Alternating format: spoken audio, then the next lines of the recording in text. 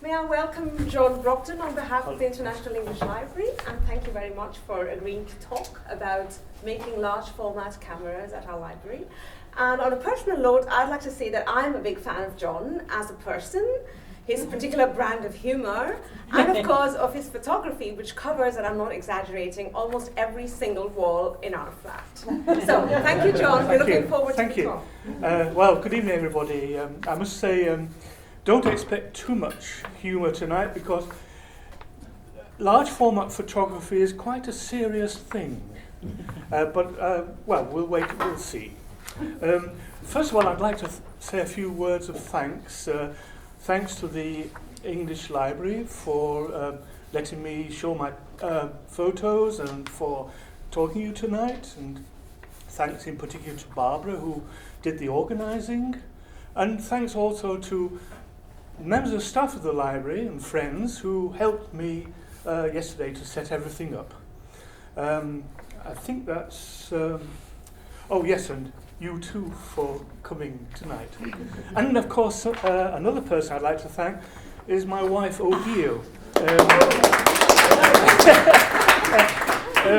Not only because she's handling the electronic, digital side of things tonight, but because she has to put up with a lot of things. Our kitchen is sometimes a workshop. The bathroom is a dark room. The hallway is a studio at times. And at times, our flat is even an exhibition venue. So thank you, Odile, for that. Before I begin, I'd like to just explain briefly what is meant by a large format camera. All three of these cameras have things in common. They have what is called a front standard, that's this part, which holds the lens. The lens is removable quite easily. There's the rear standard,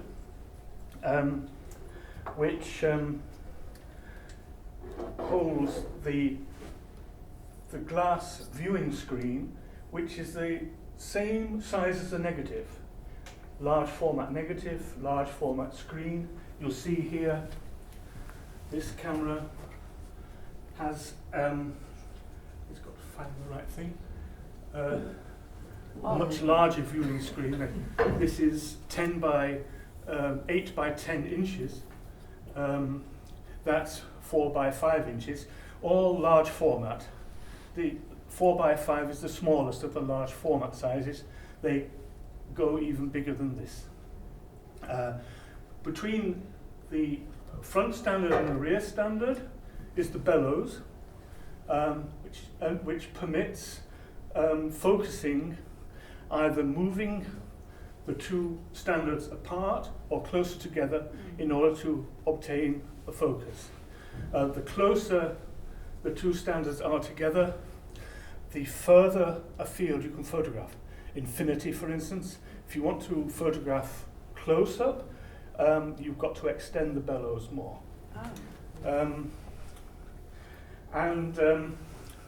Yes, what they all have in common is a focusing mechanism like this, or in this case,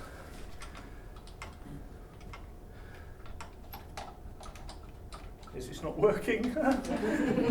Something that's jammed. This shouldn't have happened. This should not have happened at all.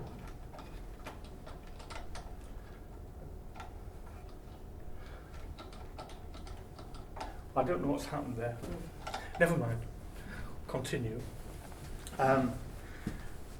This works, you'll see, like that.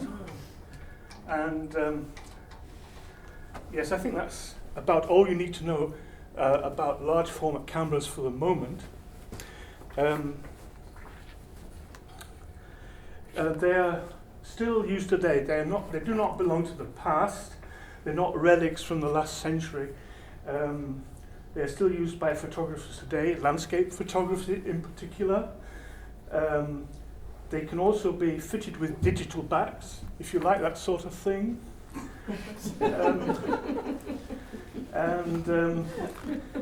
But one thing about them is they're not at all automatic. Everything has to be done manually.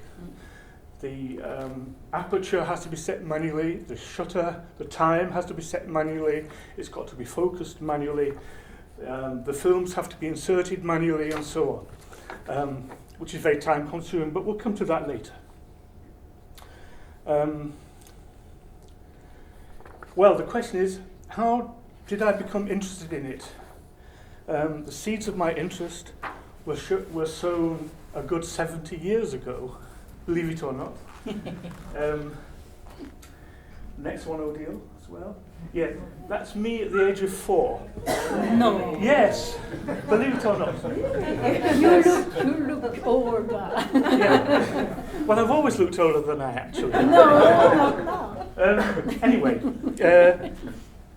it was at the end of the war, 1945. My parents had taken me to have my photograph taken by a professional photographer in Stockport, south of Manchester.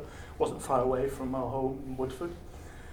And the photographer, he let me have a look into the camera. He put me on a stool so that I could look into the back of the camera and put a black cloth over my head. And it was amazing. It's really fascinating. Everything was upside down, which made it more fascinating, because in those days we didn't have cinema. Well, we had cinema, but I'd never been to the cinema, or television, so looking at a screen was something quite new. And I've never forgotten this. And the photograph, which has survived 70 years or so, has been a constant reminder of that time at the photographer.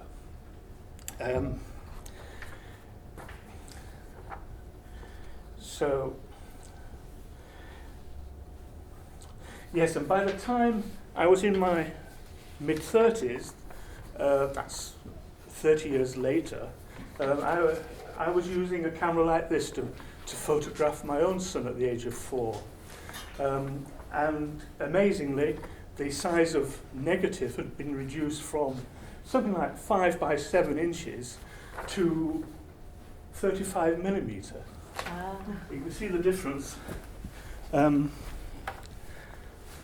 Yes, that's the size of a 35 mil compared with that's 4 by 5 inch. That's the size of these two cameras here, and the 8 by 10 inch there.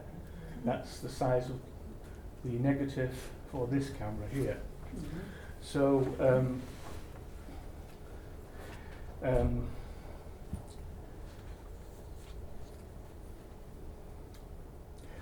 Yes, just look at the difference in formats. It's not necessarily been a change for the better, but more about that later. Just to give you an idea of what the negatives look like, I've got 2 here.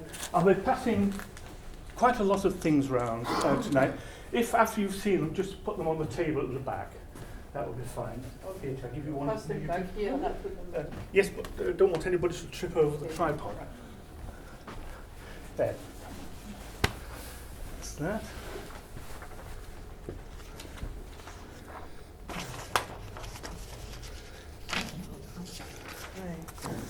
It was a keen interest in photography that brought with it a keen interest in the history of photography, from its beginnings in the middle of the 19th century through to classical exponents of the 20th century. 100 years later, photographers like Robert Capa, Robert Doisneau, Henri Cartier-Bresson, Elliot Erwitt. But I particularly admire the pioneers of photography, who all used large format cameras. There was nothing else actually. In fact, they weren't even called large format cameras in those days because there was nothing else.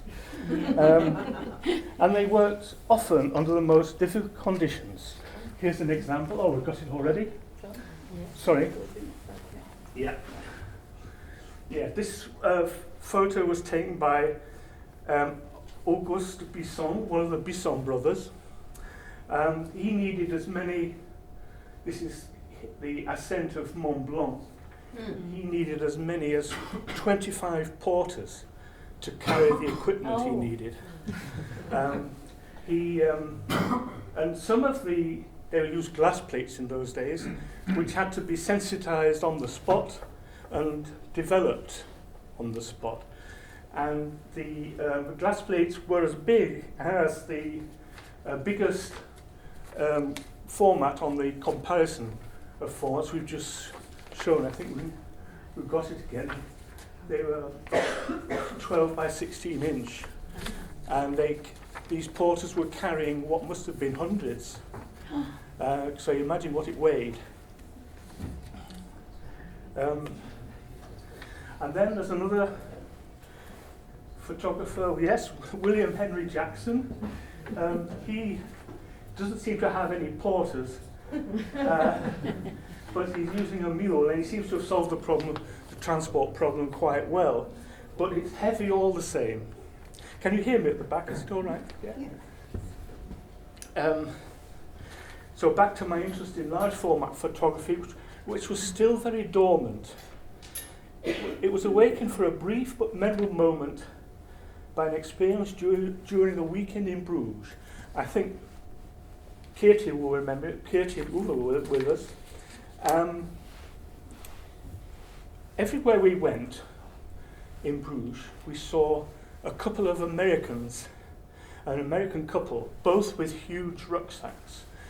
The man's rucksack had a large camera in it, something like this, and the wife's rucksack was full of film holders, something like this. If you pass it round, Kitty. And remember, they have a dark slide which you pull out. You can pull it out, it's no problem, there's no film in it. So I'll show you. Yeah, that's the dark slide.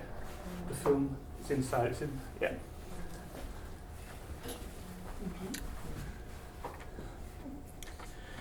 Yes, everywhere we went, there was this couple on the bridge taking a photograph of the canal or the river, and I was fascinated by what he was doing. He had to focus the camera first of all, close the lens, put in the film holders, pull out the dark slide, trigger the aperture, close the dark slide, take out the film holder, turn it around, put it back in for the second picture. And I thought it was, fascinating. Perhaps other people wouldn't have, but I was really fascinated by that. How long is it to have a photograph? How long takes? Well, some take something like an hour to set a camera up for a perfect photo, which is what they want. Yes. There's unfortunately on YouTube. There's a short film on YouTube, but they can't show it in Germany because of the music. But we see it in France. It shows a young man taking a photograph of his girlfriend. She's sitting on a park bench, and he's setting up this camera. He's taking ages, showing her, move over there. And he's got on it. By the time he's ready, she's looked at her watch. It's time to go. So there's nothing on the picture, just the bench, which was quite fun. I would have liked to have shown you that tonight. I think you were quite fascinated by the wife as well, how she would carry. Oh yes, I thought that was obvious. Yes, that's right. I was quite impressed by the way this American had solved the transport problem.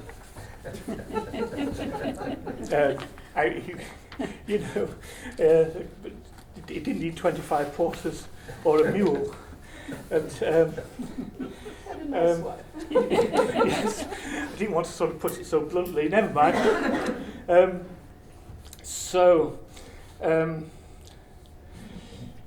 It was this interest in the history of photography that's also awakened the collector in me. The cameras I collected were naturally the cameras used by the heroes I've just mentioned. Leica cameras, the pre-war years, Rolleiflexes of the 50s and so on. And also another camera which I got, which was this one. This was built around 1900. It's not a very special camera, but I was quite fascinated by it. It came with 3 film holders which were in very bad condition. They were warped and they didn't work well. And I wanted to try the camera out, so I bought a new set of old film holders, which, here they are, but they didn't fit the camera. These film holders, I'll pass them around in a moment, they're so beautiful, well made, 100 years old. Even the sleeve here is 100 years old. I just didn't want to part with them at all, so I decided to make my own camera, and that's how it all started. You want to pass that around? I'll pass another one around as well. Yeah. It's quicker. You can go around the other way. C'est intéressant comment il est venu à faire ça. Ouais.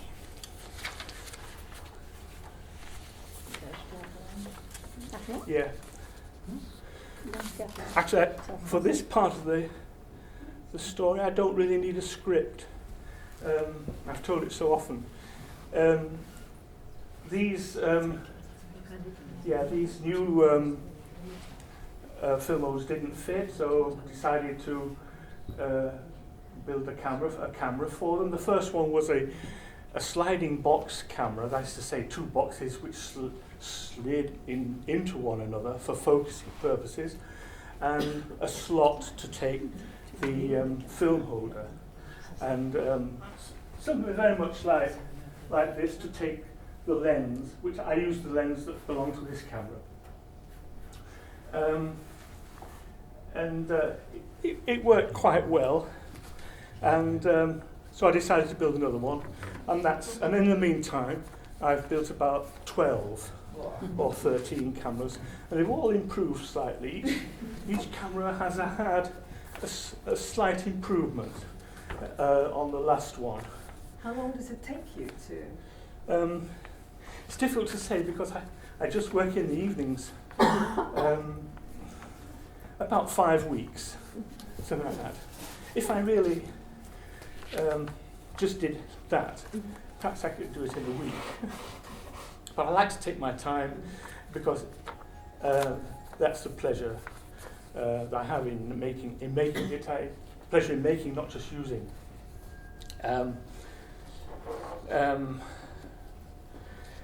So then the question arises, why large format? As you've probably guessed by now, the list of disadvantages are as long as your arm.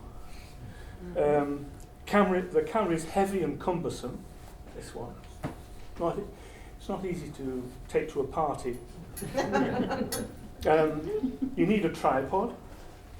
You need a cable release. This. 25 quarters. 25 quarters.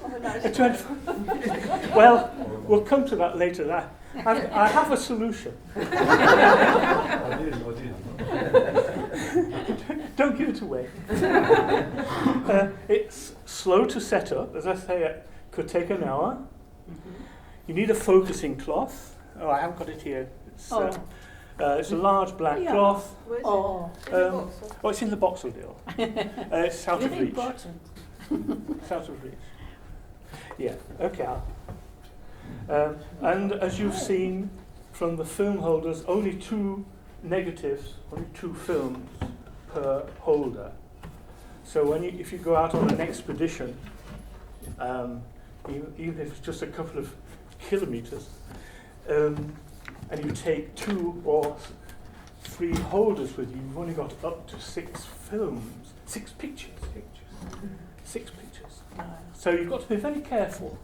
That's why it takes such a long time setting it up. And there are also many operations necessary prior to releasing the shutter. And if you forget one of them, well, that's it.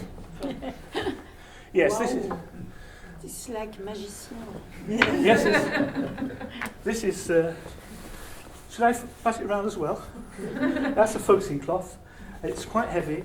It's got small weights at the corners, so it won't blow away in the wind. Katie. Thank you. Do you buy it or do you Yes, make? I bought it, yes. You'll find it's quite heavy. Yeah.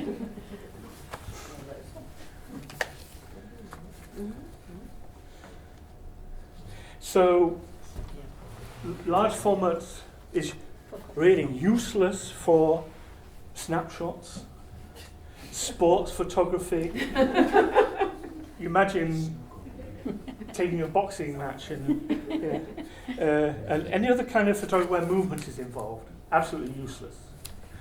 And the advantages are few.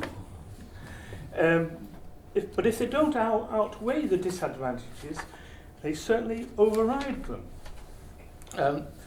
The image you get is of perfect quality. There's no grain, it's high resolution, and even the smallest detail is discernible. It's the best kind of, well, for me, it's the kind of photography in the world, best, can't beat it. So it's a matter of, photography has always been a compromise. You've always got to renounce something. So I've renounced all these disadvantages for the sake of a good photo. But even so, these disadvantages can also be advantages because they slow you down and they probably help you to produce a good photo. So you've got to look at it like that too. There's one particular advantage that normal cameras do not have. You remember I mentioned the fact that you've got the standard, the front standard and the rear standard. Well, they can be shifted and swung in relation to one another. I'll show how that's done later. And that's one of the big advantages of the camera. I think we've reached the stage where we can go to the next photo. There it is! I'll use the pointer. Wow. Here's how. No. Just watch this. Okay. Like that. Right. Now, talking about depth of field now, you all know what depth of field is. You've got an area, a zone which is sharp, and the zone in front is blurred, and the zone behind is blurred. Here, if the film plane is parallel to the lens plane like that, then only this part of the image is sharp. That means to say that the rook here and the queen here and the bishop, they're all blurred. Now you might want to do that, and that might be your intention, so that's all well and good. But if you want to photograph the whole chessboard, a chessboard is a typical example for this kind of thing. You alter the position of the film plate in relation to one another so that the film plane and the lens plane and the subject plane, that's this one, converge here. It's not a dot, actually, it's a line, because you've got to imagine like 3 panes of glass like that. They meet at a line. And if that is the case, all this area here will be sharp. You can also increase the sharpness, of course, by closing the aperture. But to get the whole area here sharp, you would have to alter the position of the two standards. And that rule here is called the Scheinflug rule, which most English people have difficulty pronouncing. So that's that. And then we've got another advantage known as converging verticals, or getting rid of converging verticals. Normally, if you face a tall building that you'd like to photograph with the camera here pointing straight forward, there's often part of the building that you can't fit in. And you would, if you took the photographs, it would look like that. There would be no spire. So if you tilted the camera upwards like that to include the spire church, it would look like that. The verticals converge somewhere up here. See? That might be very attractive. Some photographers wouldn't find that at all bad. Others don't like it at all, and by adjusting the position of the front standard in relation to the rear standard, just by shifting it upwards. And have you ever heard of a shift lens? That's also used in SLR photography. It's a sort of a large objective lens which is split in the middle, and you can shift it upwards and you get the same effect.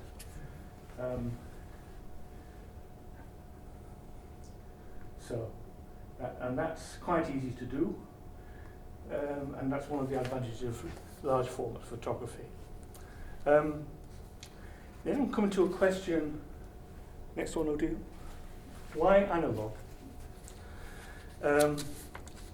Although it's not really the subject for tonight's talk, it's a question which often crops up. Why analog photography and not digital? I don't really want to dwell on it all that much, but because there are good arguments in favour of both. In my case, it's a matter of personal preference.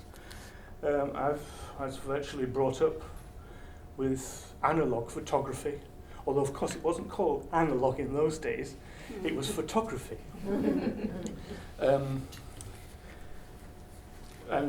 Yes, and I love everything it entails: film, processing and developing, enlarging. I would miss the darkroom side of things, the feel of the film, the paper, and the odour of the chemicals. And now it's coming as a nice saying here. Confucius is supposed to have said, "The way is the goal." Yes. As I see it, digital photography is the goal without the way. And an American photographer, Elliot Erwitt, once said in an interview, "Digital photography has no soul." And I'm inclined to agree with him. Don't know whether you go along with me there. Anyway, that's it. We now come to building a camera, tools and materials. This gives me a bit of a break, so I'll just sit here. And yes. Yeah. The kitchen, by the way. This is in the kitchen, yeah. The tools for making the wooden part on this side of the table, I use just wooden strips all you can see here are wooden sticks which measure 1 centimetre by 1 centimetre. I also use wooden buttons, I think you would call them, 2 centimetres by 1 centimetre, and I glue them all together with wood glue to make, for instance, a base like that here. And also the wooden cases of they're also made by strips of wood glued together. I find that easier to do than to cut a shape out of a larger piece of wood, but it's also good because pieces of wood glued together are more stable. They won't warp. Really rigid, they really, you don't have any problems. So there's quite a few things here, basic things I used. Here the mitre board for cutting the wood. Here's a drill stand. That's more for the metal side. It shouldn't really be there, but never mind. Show the other side now, Odile. Yeah. This is, for me, the more interesting part is making the brass parts, which I make from brass strip at various widths. The bought parts of these knurled screws or nuts and star-shaped screws here, knobs and hinges. This I also buy. This is the rack and pinion for the focusing mechanism, made of brass. Screws I use, and tubes and threaded rod. Those comprise the materials which I need to make the brass parts. This is also very useful here. These are drill bits which also tap the thread. So I can drill into a piece of brass strip and at the same time cut the thread I need. They're fantastic. Next one, Odile. Yeah, this is the kitchen again. The thread thing in the back is wine. Yes. Yes. For the Very important. having a little break. 10 liters, so it's okay. Yes, I've just made a little brass part there. Yes, I remember making that some time ago now. Yeah, there's nothing much to as a file there and so on. It's a bit higgledy-piggledy. Here that's this front standard here. That's that one being made. Here I'm just trying the whole thing, see if it looks okay. That's this. I don't know what you call it. The yoke part of the camera, which holds the front standard, and it allows you to shift the standard up and down and to swing it forwards or backwards. Trying in the bellows. It is a millimeter work. If Yes, yes. you make an error. Yes, there are some. Yeah, there are some parts of the work which are very. They've got to be really precise. The main one are the bellows, which I'll come to shortly. Here's a camera. That's the predecessor of these two here. I'll show you another picture of it later on. Now we'll come to. No, we're not. Okay. Yeah. The lenses. It's quite useful, this point. I don't have to get up. I can just point at them. Yeah, now, the two. Well, I've got to get up. some modern things are useful. There are two lenses. Oh yes, here we are. Let's put it on the screen to start with.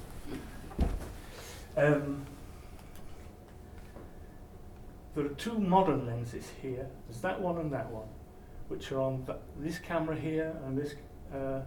These two cameras. They are modern lenses for large format photography, and have a shutter speeds that you can set. They have an aperture which you can open and close. They have a means of opening the shutter for focusing purposes. Both of them, they work very much on the same principle. The other lenses are older. That one, that one, that one, and that one. That one there is at least 100 years old, and I think it's much older. That's something like the 50s. That's also a good 100 years old or more. Where do you find them? Well, so I bought that off somebody who came to the exhibition in Dortmund. I bought that in internet. I bought that off my friend in France. I bought that in a shop in Dortmund. These old lenses, they cost something like 80 to 100 euros. That I was given, that one, by an elderly gentleman who had a camera in his cellar and he didn't know what to do with it. Oh, yeah. But everything was warped, and the only thing that was worth rescuing was the lens. Yes. Yeah. That's the old lens of the camera I bought, which made me decide to start building my own cameras. One thing about the lenses, large format lenses, is that can we go back to the other picture audio? Let's take this one. The image circle, which is produced by the light passing through the lens onto the film. The image circle is must be much larger than the actual format of the film, because it has to allow for the movements of the two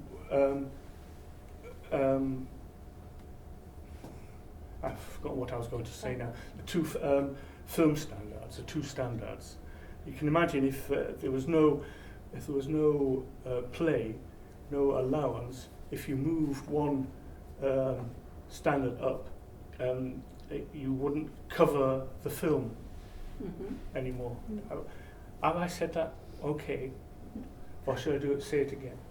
It's okay. No, Is it it's okay? It's okay. Okay. Yeah. Yeah, that's one of the. You couldn't use an ordinary lens from an SLR camera on a large format camera. You would just get a round image in the centre of the film. Well, I think we can move on now. The bellows. Yeah, this is my favourite subject because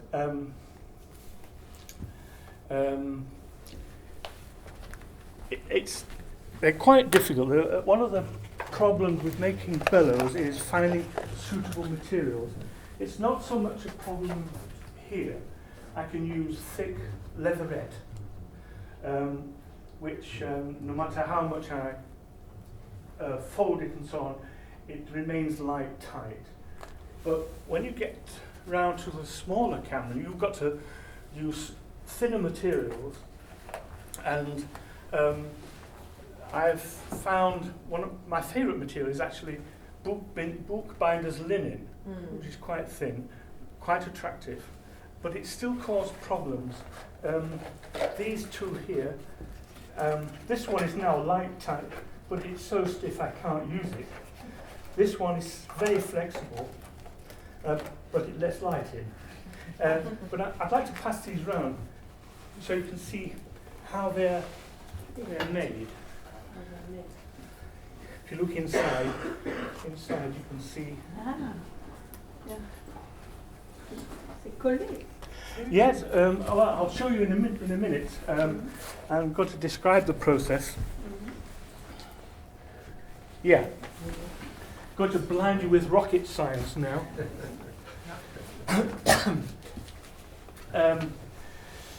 One of the problems in making bellows, if the bellows are tapered, that is like this one here, there, it's smaller at the front than at the back, it tapers.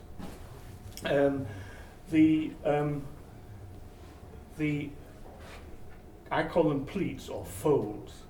The front part of the pleat must be narrower than the rear part of the fold. If they were the same size, they wouldn't fold vertically. In fact, you might not even be able to fold them at all. But there's a means of calculating it.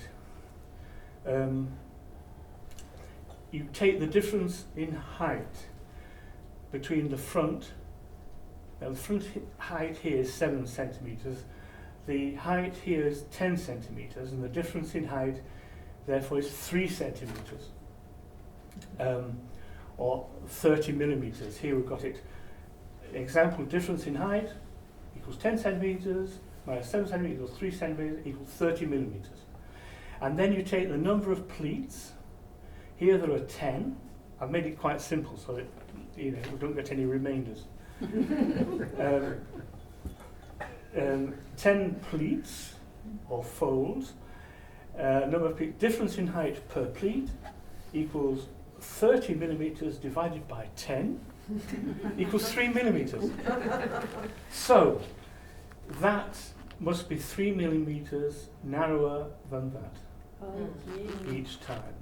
Good. So that it can descend, and the pleats are vertical when the bellows are compressed. I think I've covered, yeah, that's it there, Odile. Right. Now, I've been on these photographs, I'm working on different kinds of bellows, so sometimes you'll see a black surface here. Incidentally, I've solved this problem with the bookbinder's linen. I line it with, I don't know how to pronounce it, DC Fix, yeah? Black adhesive film, which is excellent. And that's one, and I've been drawing the necessary lines on with a white pen. Anyway, we'll come to that later. These are the strips I cut with a guillotine. See, that's narrower than that by 3 millimeters. And those are the lines. Yes, here we are. I first make a template, and then draw the lines, the necessary lines for the 10, or there might be 12 on this template, pleats. That's just an extra bit of it. It starts here. Wide, narrow, wide, narrow, wide, narrow. That's the center line. And then I trace round this several times. This goes, I trace around this in the middle, then I put it next to the tracing and trace around it again, so that, show the next picture, Odile. Yeah, here you are, you can see. That's the marked, and I transfer the markings to the back of the, this is artificial leather. And then I start gluing the pieces, and I leave about 2 millimeters space between them to allow for the folds. And here you see I've left a sort of diamond-shaped space along the corners, so that when it's folded together, I can form the corners as I want. Oh, there, I'm already. Anyway, yes, that's okay. That's clear so far, isn't it? Yes. Yeah. It's a different one there. Different wine. Different one. Yeah, different one. See how long it takes me. So many easy. Yeah. Now there, you fold it together, you glue it together with a strip of leather, and there it is. That's where it's glued together. This line here.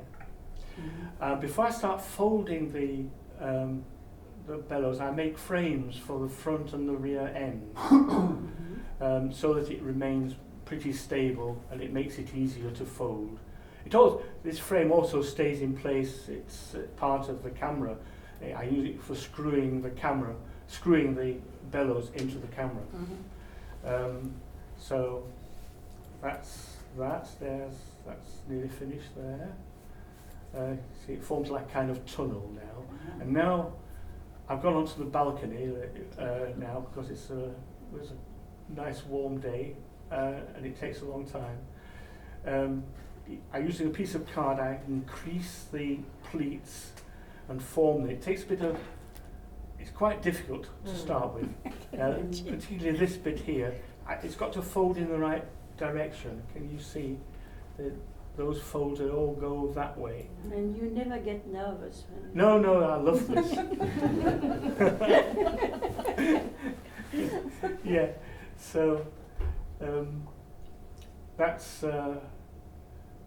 next picture I think will do. Here we are. Still. It's difficult. Starting is difficult, but then you've got it done in next to no time afterwards. Next ordeal. Yeah, there you are. Can you see all these? They could go the other way, but I make them go that way down. did it. And that's So that's tried in the camera there. Now the brass parts. Has anyone got any questions about the bellows? Any questions? No? Okay. The brass parts. This is my little drill and grinder. It's in a drill stand, which is very, very useful. It's given me a lot of service. It's almost clapped out, really. There it is again. See all this dust here, it's brass dust. It's used for drilling here. I can also use it for cutting with a little grind. Where's a broken grinding wheel there? And also grinding and polishing. So it's a very useful tool, but only for small diameters. It's the kind of thing I make for on that camera, that hinge there. It's a little bolt, which I've made it so that when you open the bolt, this goes into the cross piece and doesn't interfere with whatever you've been locking in place. There's other brass parts which I need, those are quite easy to make. That was a long bolt which I made for a camera. That kind of thing I make brass. That's a long bolt, yeah. Those are normal. Got to drill and countersink and then polish the brass. That's okay. Yeah, there's the bolts close up. There, that's the threaded hole, tapped hole that I was talking about, made with one of those little bits. It's amazing. Wow. Yeah. It's easier than you think. The focusing mechanism. This is the focus shown here now. Yeah, we'll show you the focusing mechanism for this camera. That's what it looks like in its raw state. Two frames which fit into one another. They run in a brass channel, there I'm just trying the pinions for size. Here the two racks have been let into the wood already. And if it works, I'll then stain it, and there, that's a close-up view. two racks. There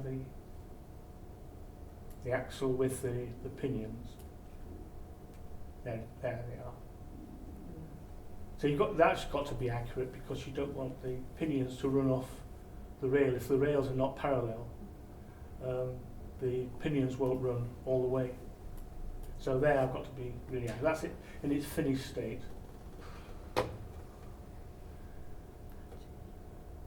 Okay. Camera movements.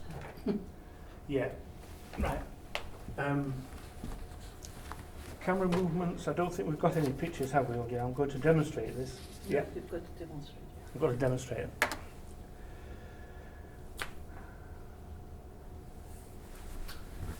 Yeah. Well, of course, I've already shown you that this one doesn't move. Yes, it does. Yeah. Yeah. So, one of the camera moves, of course, is the focusing. Another movement. Can you turn it on? Hmm? Can you turn it Yeah. on? Okay. Yeah. Not easy. You know that? Okay. Yes. Is that better? I'll just take off the lens because it's rather heavy and I don't want it to drop. I'll put that there.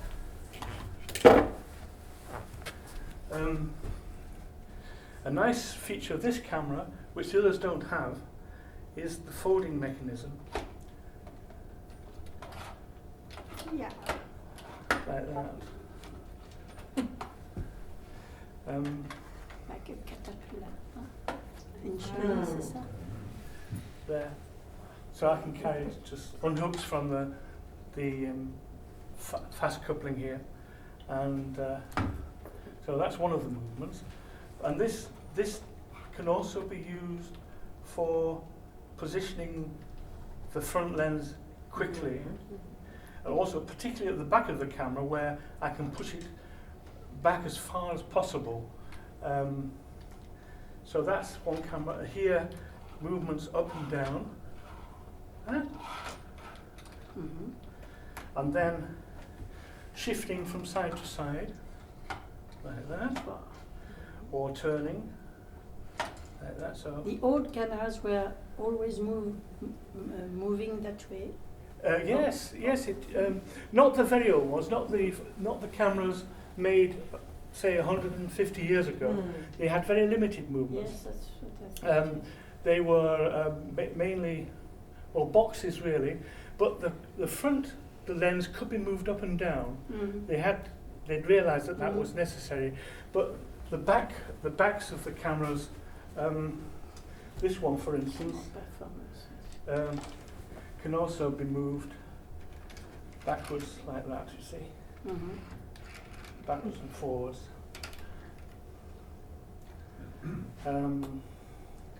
And then here, an important movement is the back of the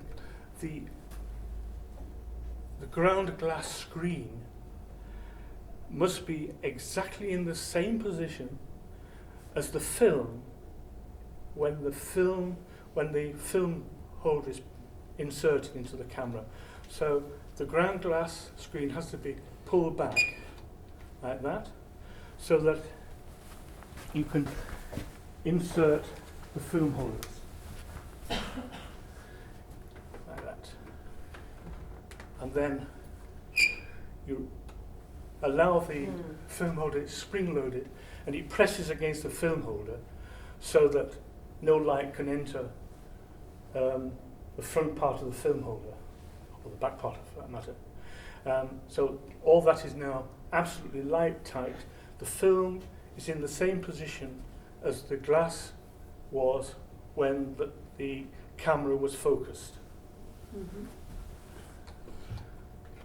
So let's see, was there anything else? Those are the main movements.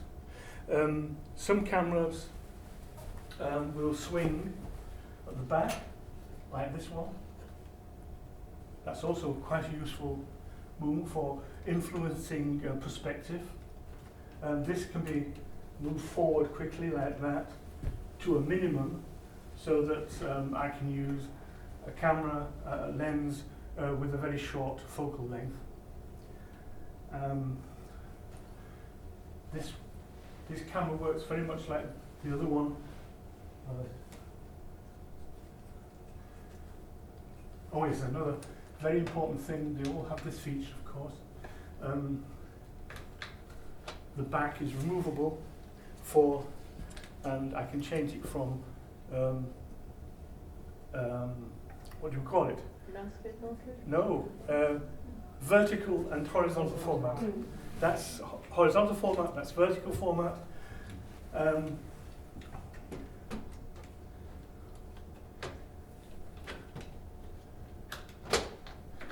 So that's that. There's also a possibility, and that's mention it here. I don't know whether it was planned at this stage, but I can mention it. This is a step down back, so that I can use the small film in the large camera.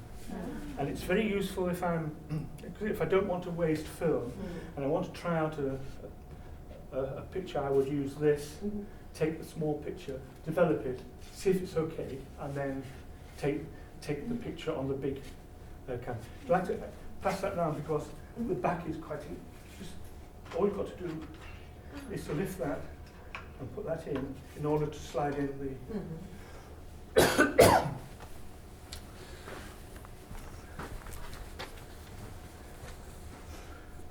Don't trap your fingers in it. It's spring-loaded.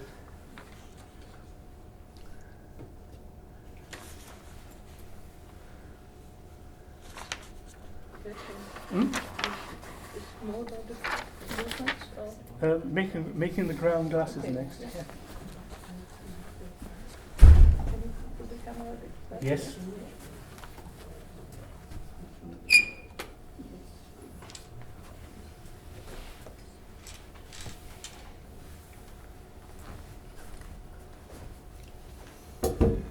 So, we talked about the ground glass. You can, of course, have ground glass by a glazier, but I like to make things myself. So, with a bag of carborundum,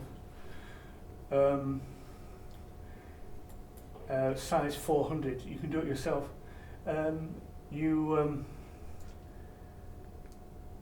A spoonful of carborundum powder on the glass, first of all, and then you wet it until it's a sort of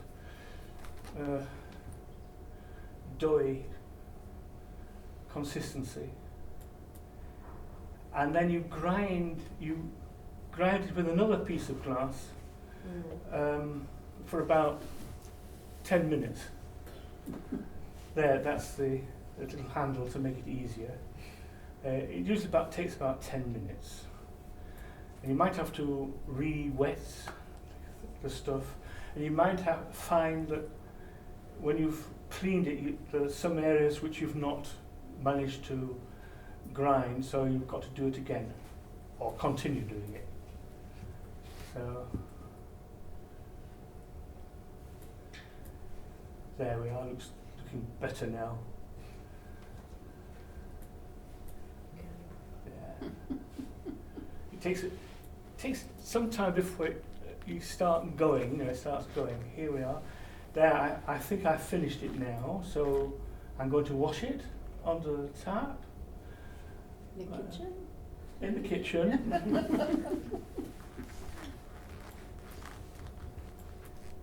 There it is. Aha.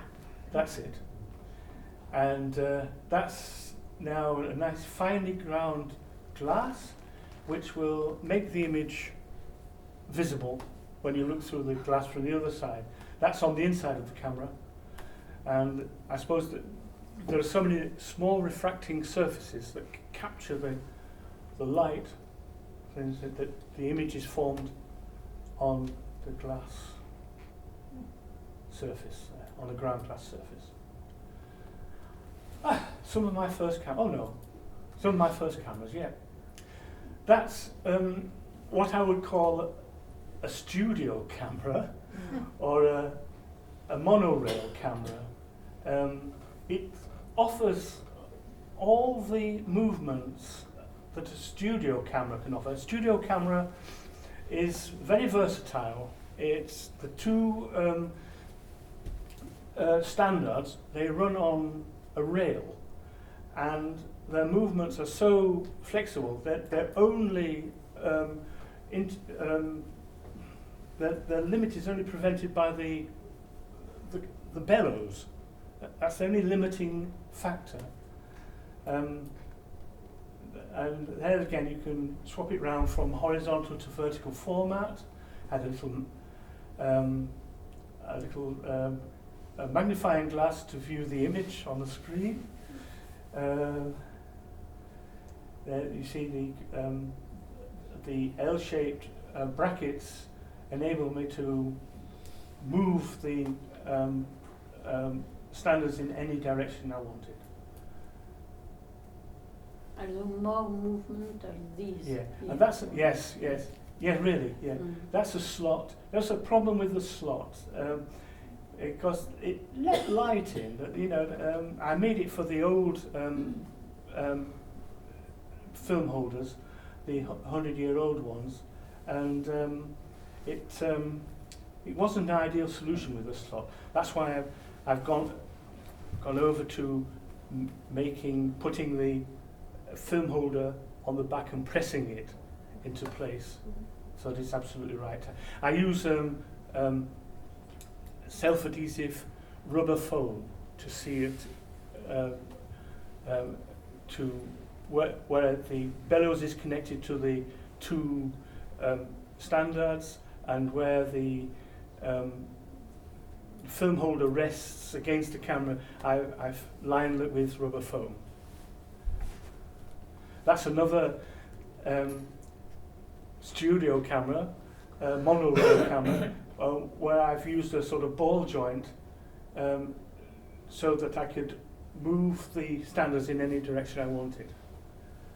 But it didn't have a focusing mechanism, it wasn't very practical to use.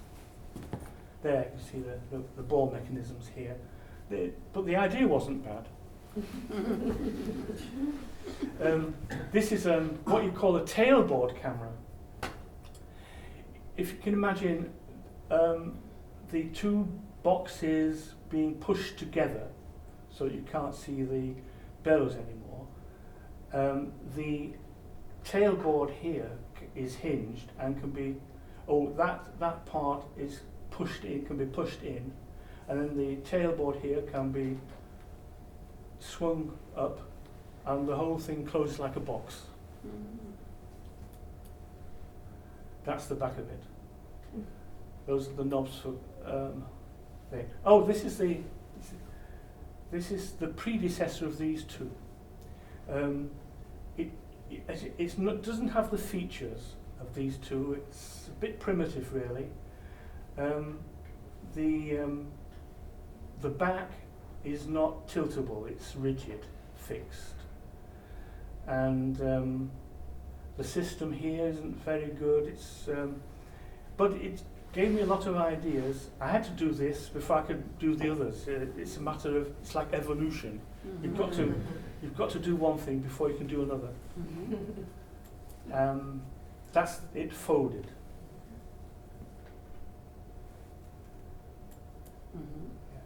Using the cameras. Oh yes. I've been making these cameras without really knowing how to know much about large format photography. I've been building them, but I didn't really know how to use them. And the first results were very disappointing. The negatives were underexposed. So I just increased the exposure time, or the actual exposure, and then the results were better. But I didn't really know why. But there were two factors which I learnt about much later. One of them is called the bellows extension factor. This is rocket science again, I'm sorry. Well, we've got to go through it now.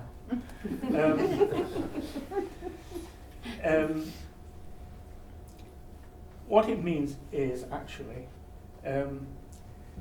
the further the bellows is extended, the less light, the weaker is the light that falls on the film.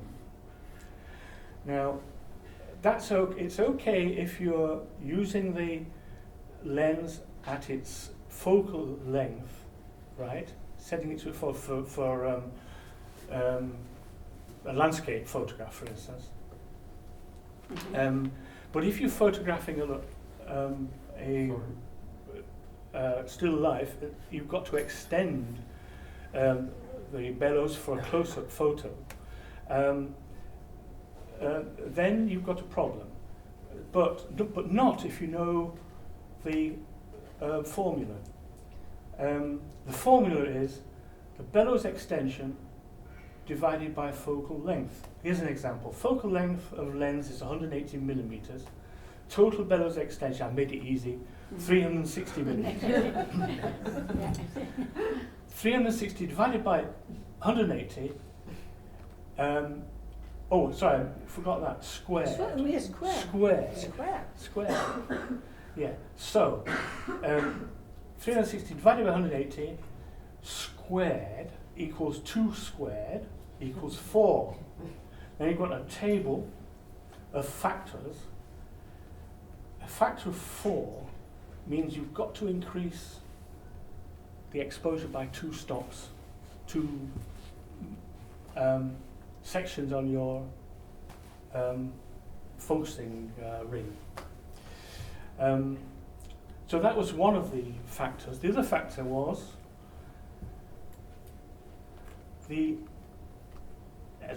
is rocket science as well, reciprocity law failure. This is very useful, Katie. This is fantastic. I don't have to walk about. It's wonderful.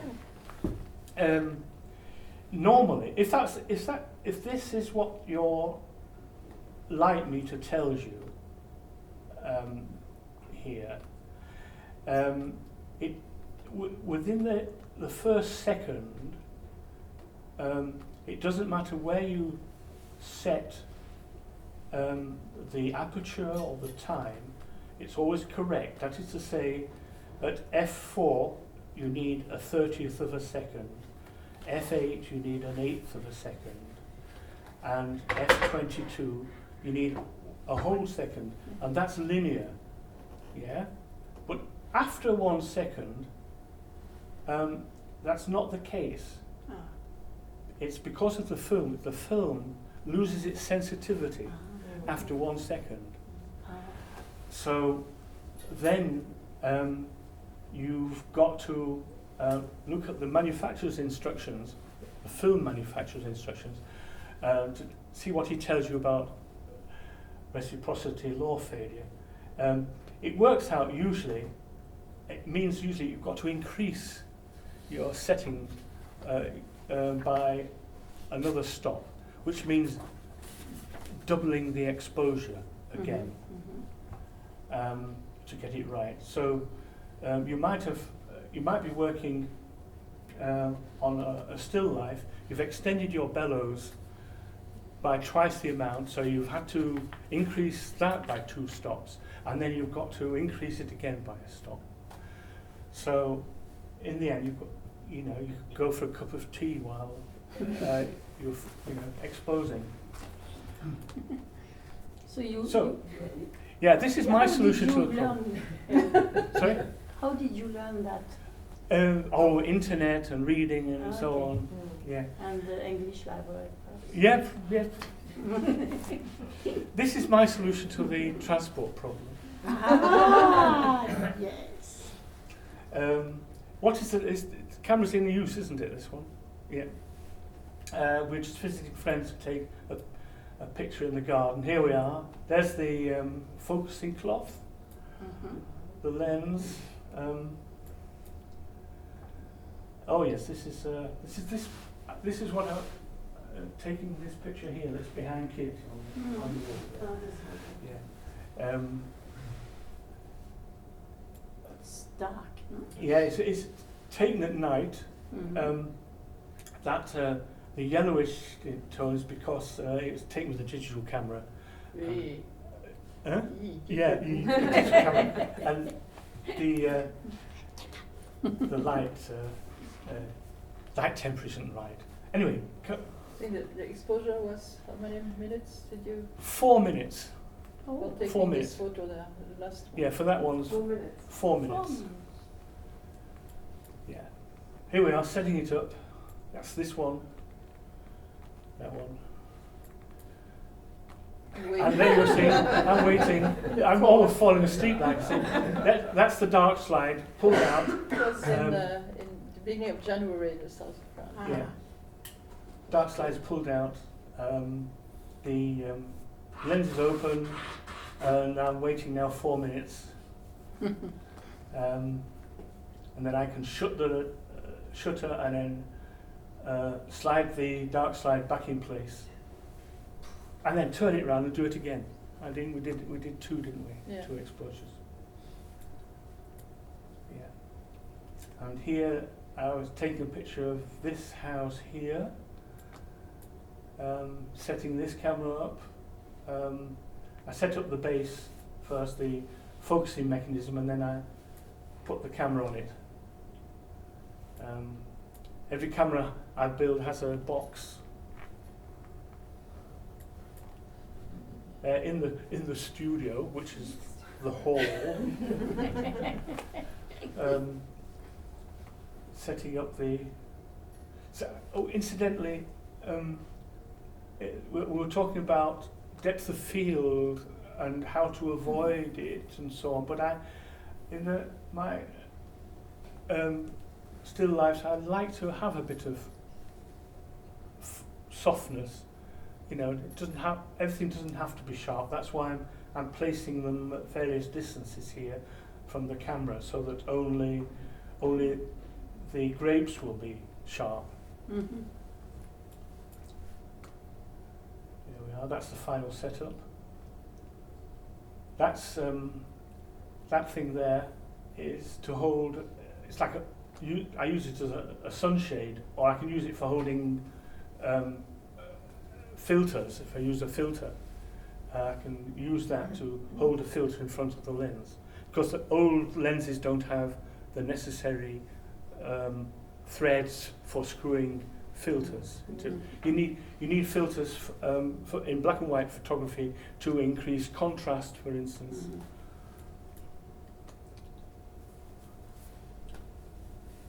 There we are. It's nearly finished.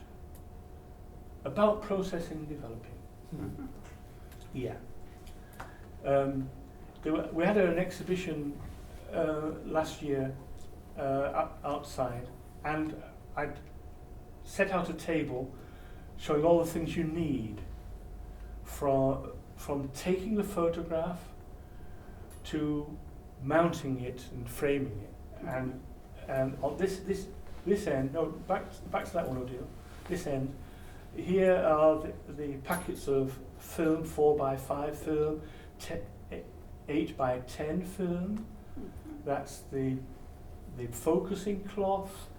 There are the film holders. There. That's the light meter. And a cable release here. So that's for the taking of the photograph. Here's the developing of the film. There should be 3 dishes here, but I've only got 3 dishes altogether there. Film developer, the fix is here, the various things I need, thermometer and so on. and a lamp, dark room. I don't need a dark room lamp for the film. It's got to be in the dark. You've got to do it in the dark, total darkness. But here, when you're developing the paper, when you're printing the picture, with the films, with the negatives from this camera, I can make contact prints, and I use an ordinary enlarger just for the light. I don't use it as a means of enlarging. It's too small. It's only meant for 35mm film. But I can make contact prints by placing the negative on the photographic paper in the darkroom under a sheet of glass, exposing it for a certain time, usually about 15 seconds, something like that. And you also need filters for the enlarger. The filters, it's multi-grade paper, so you need different. If you've got a very weak negative or a very strong negative, you've got to use a suitable filter to compensate for that. That's a timer you need in a dark room, and these are the chemicals here. You need 3 dishes as well. It's the same process as for the film. You've got developer, then you stop it. I use water to stop the developing, and then you put it in the fix, and then you wash it. Afterwards you can wash the paper, or wash the negative in water, running water. The paper I use is a fibre-based paper, barita paper, which is a bit difficult to process. It's not like plastic coated paper, which you can just wash and then hang to dry over the bath. And it dries in next to no time, and it's totally flat. Barita papier goes wrinkly like this, and takes a long time to dry. So what you do, you put it in a hot drying press like that. With I've put the photo underneath the cloth, so the photo is facing the cloth upwards, and it takes about 5 minutes to dry, and then I put it in a dry press. This is a press which people who collect flowers use to press their things in, which is ideal for pressing photographs as well. And then afterwards, it takes a couple of days. I leave it for a couple of days in the press, and then I can start mounting the photos on cardboard so that they are ready for exhibition, for instance. You know. So that all that's needed for there's a cutter for the mats, the beveled mats.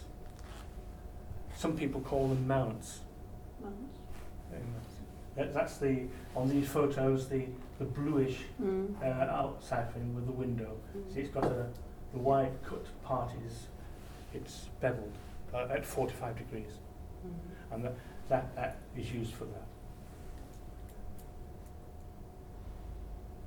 Yes, this is as you've seen. We use the large negatives for contact prints. They're the same size, but the small negatives are too small for contact printing.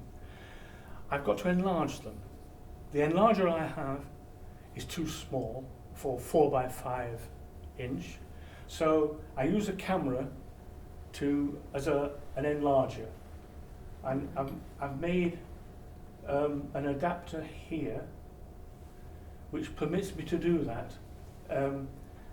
This adapter fits onto the back of the camera. Next picture ordeal. This is the dark room, by the way. Well, the bathroom, really. And then I've got a light here, this light panel.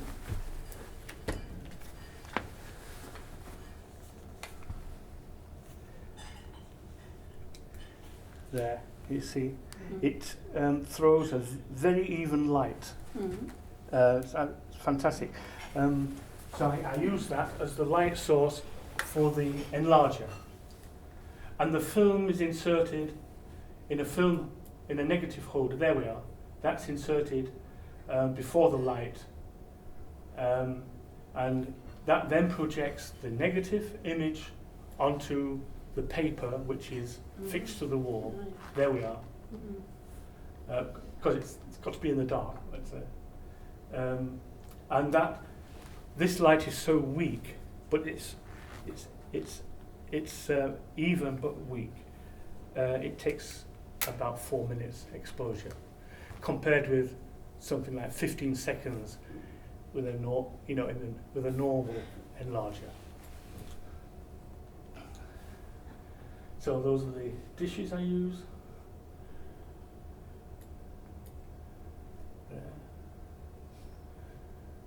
That's for washing in water.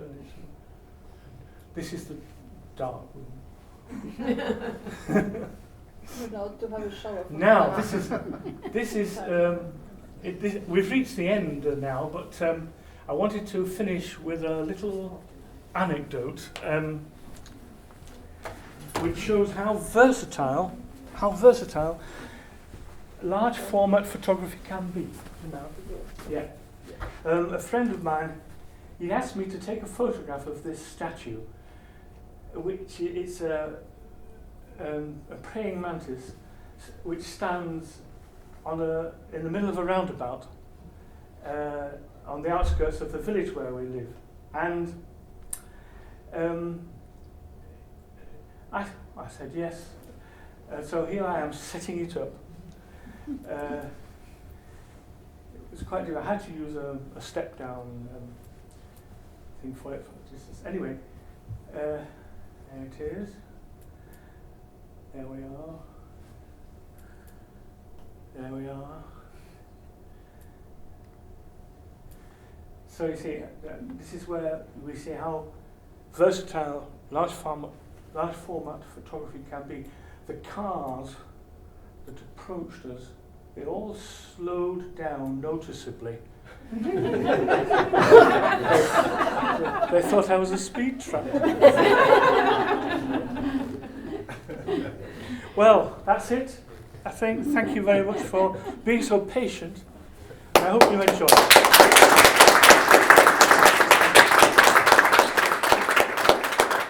Yes, you've been a wonderful audience.